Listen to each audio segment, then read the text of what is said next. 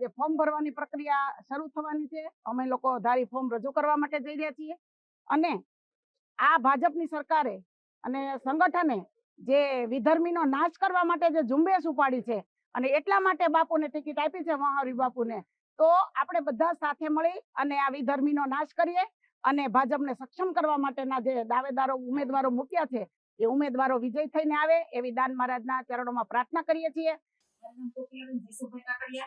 વિધાનસભા 94 ધારાસભ્ય જેવી કાકડિયાના ધર્મપત્ની આજે એક મીડિયા ઉપર ટીવી મીડિયા ઉપર એક ઇસ્યુ બન્યો છે કે જ્યારે અમે દાનબાપુની જગ્યામાંથી મહાવીર બાપુનું જિલ્લા પંચાયતમાં એનું સિલેક્શન થયું અને અમે ફોર્મ ભરવા જતા હતા ત્યારે દાન મહારાજના આશીર્વાદ લઈ અમે નીકળતા હતા ત્યારે એક બાઇટ આવી। એમાં એવું મેં કીધું છે કે વિધર્મીઓનો નાશ થાય તો આપણા દેશ વિરોધી પ્રવૃત્તિઓ કરી રહ્યા છે।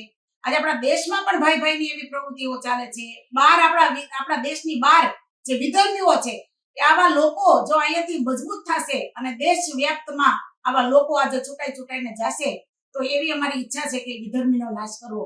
તો નહીં હિન્દુ મુસ્લિમ, અહીંયા તો આપણા ભારતની અંદર તો હિન્દુ મુસ્લિમ છે એ ભાઈ ભાઈચારા રીતે જ રહે છે।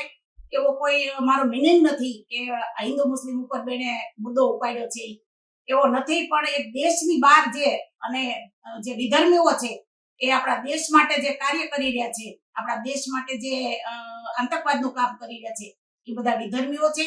એના માટે આખું મેં નિવેદન આપ્યું છે અને આજે હું મારો ખુલાસો પણ આપું છું।